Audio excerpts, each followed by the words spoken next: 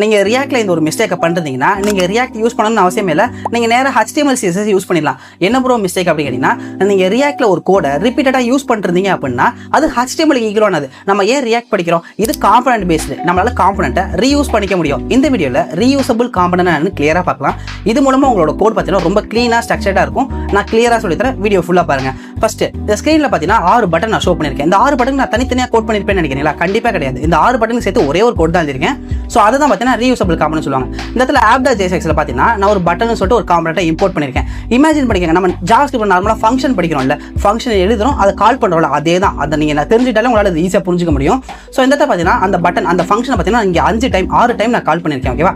நல்லா பார்த்தீங்கன்னா ஒவ்வொரு பட்டன்லையும் பார்த்தீங்கன்னா ஒரு வேரியன்ட்னு சொல்லிட்டு நான் ஒன்று கால் பண்ணுறேன். இதை தான் ஆர்குமெண்ட்னு சொல்லுவோம். நம்ம ஃபங்க்ஷனில் ஆர்குமெண்ட் பாஸ் பண்ணுவோம் இல்லையா?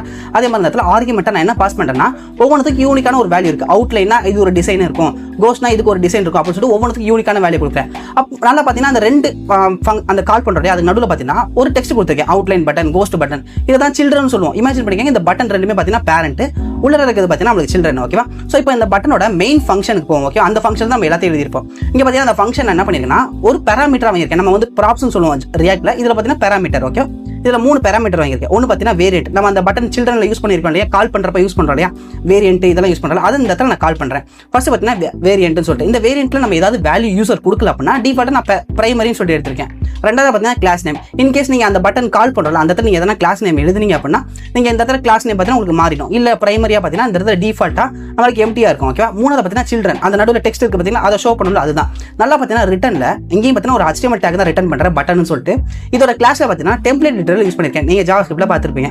இதை பார்த்தீங்கன்னா ஃபர்ஸ்ட் பேஸ் ஸ்டைல் பார்த்தீங்கன்னா ஏதாவது காமனாக இருக்கும் இல்லையா ஒரு ஸ்டைல். நான் இதில் ஏதாவது ஒரு விஷயம் சேஞ்ச் பண்ணேன்னா எனக்கு எல்லா பட்டனே சேஞ்ச் ஆகும். ஸோ அடுத்து பார்த்தீங்கன்னா வேரியன்ஸுங்கிற அந்த ஆப்ஜெக்ட்ல எனக்கு பிடிச்ச மாதிரி எல்லா வேரியன்ட் கிரியேட் பண்ணியிருக்கேன். ஃபர்ஸ்ட் பார்த்தீங்கன்னா அவுட்லைன், கோஸ்ட், க்ளோ, கிரேட்னு சொல்லிட்டு நான் நிறைய கிரியேட் பண்ணியிருக்கேன். ஒவ்வொன்றுக்கும் யூனிக்கான டிசைன் நான் டெய்லிவின்ல பண்ணியிருக்கேன். ஸோ யூசர் கொடுக்குற வேரியண்ட்டை வச்சு நம்ம இந்த இடத்துல மாற்றிக்கலாம். ஓகே, மூணாவது பார்த்தீங்கன்னா கிளாஸ் நேம். இன்கேஸ் யூசர் வந்து கிளாஸ் நேம் எழுதிருந்தாங்கன்னா கிளாஸ் நேம் ஆட் ஆகும், இல்லைனா ஆட் ஆகாது. ஓகே, ஸோ இதைத்தான் நம்மளுக்கு பார்த்தீங்கன்னா பட்டனில் இந்த மாதிரி டிஃப்ரெண்டாக யூஸ் பண்ணியிருக்கோம். இது உங்களுக்கு வந்து இன்புட்டு, அப்புறம் பார்த்தீங்கன்னா பட்டனு, கார்டு, இந்த மாதிரி நீங்கள் எதெல்லாம் ரிப்பீட்டடாக யூஸ் பண்ணுறீங்களோ அந்த மாதிரி இடத்துல யூஸ் பண்ணிக்கலாம். வீடியோ பிடிச்சிருக்குன்னு நினைக்கிறேன். இந்த மாதிரி மோர் யூஸ்ஃபுல் வீடியோஸ்க்கு நம்ம பேஜை ஃபாலோ பண்ணிக்கங்க.